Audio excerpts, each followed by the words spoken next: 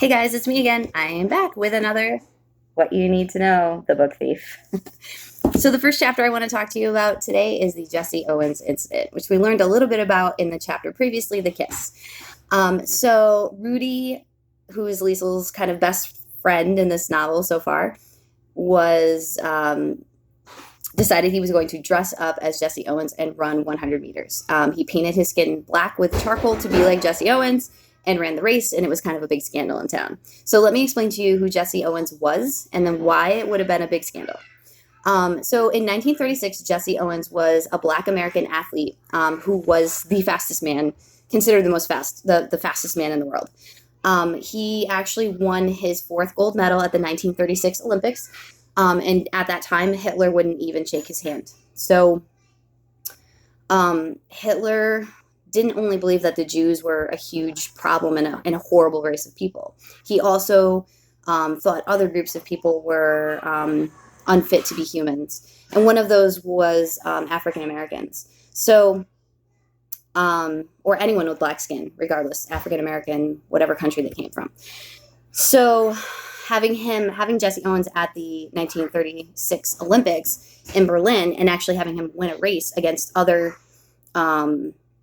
athletes who Hitler would have considered better because they were white was a huge deal. Hitler was very, very unhappy about it.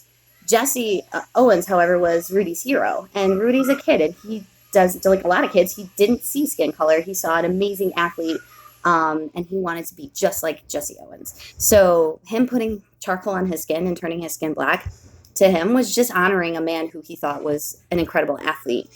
But at the time, in 1939 Germany, doing such a thing could have been very dangerous. So in this chapter, after he runs the race and everyone sees him and everyone's kind of getting into it and all excited, he finishes the race and his dad is not very pleased. And his excuse is, I was just trying to be Jesse Owens. But Rudy's dad is trying to get him to understand that he can't pretend to be black, because if he does, the Nazis will take him away.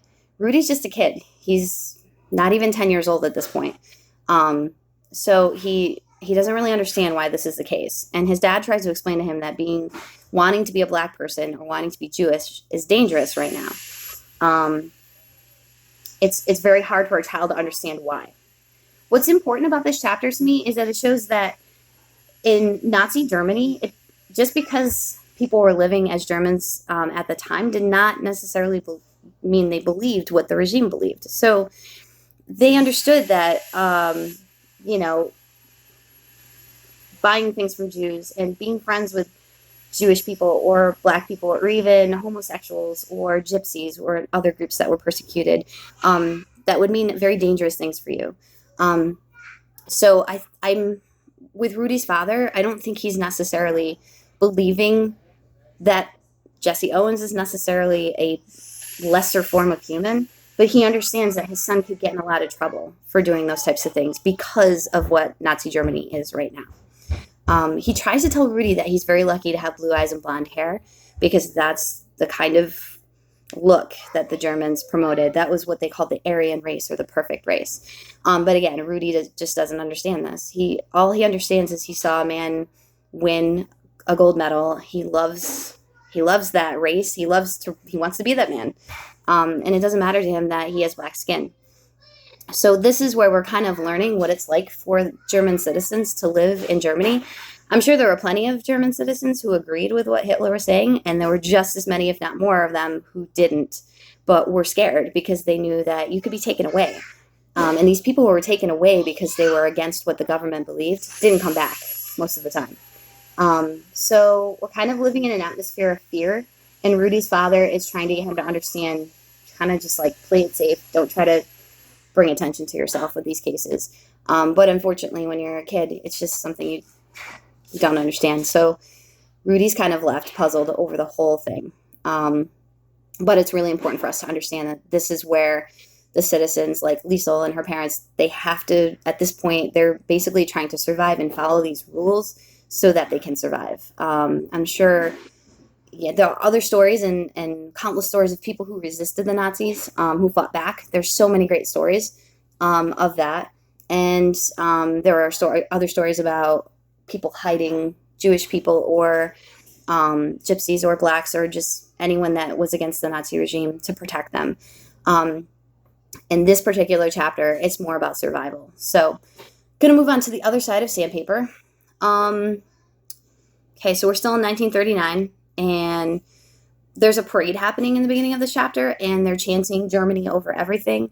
So another thing you probably have realized so far is that the Germans were nationalists, which meant that they just had a very strong sense of patriotism for their country. There's nothing wrong with that. However, in Germany, it was taken to the extreme. So they really believed that they were the superior race of the world, and they wanted their citizens to believe the same thing. So when these parades were happening, it's like a 4th of July parade over here where we're patriotic and waving flags and everything. However, it's very shortly going to become not just about nationalism, but about, destroying other countries that don't believe the same thing. So Liesel and Rudy and Hans are watching this. We learned that Hans actually did not vote for Hitler, did not vote him into power. Hitler's a very interesting subject. So if you really want to know like how he came to power and like why and why so many people voted for him, I would encourage you to research that. He was a very intelligent man, and he was also a very convincing writer and speaker. So when he came to power, Hans was one that did not support him. We did not learn the reason why, but we will. So Liesel has another nightmare, and this is where Hans discovers the Gravedigger's Handbook, because she wets the bed and he's cleaning the bed and he discovers this book. So he asks her if she wants to learn how to read it, and she says yes, and that's when they start to learn to read together. Although he also asks why she wants to learn about digging graves, and so she tells him about the fact that the book came from Werner's grave. She starts to learn the alphabet with him, and he actually uses the sandpaper that he uses for painting. He takes the smooth side of the sandpaper and starts to draw letters and words for her to learn from, which is why this is called the other side of Sandpaper. And they end up kind of studying through the night together, and it was a pretty short chapter, but that's it for that one. So keep in the back of your mind these things that are happening, and go back and review these videos if you want to, because the way Death tells the story, he's constantly jumping all over the place. So right now we're still getting Liesel's background and like what it's like to live in mulching, but you're also getting things like the Jesse Owens incident and the fact that Hans didn't vote for Hitler, but we don't know why. So he throws in these little tidbits here and there, and then he tells you they're going to be important later, but he doesn't tell you why.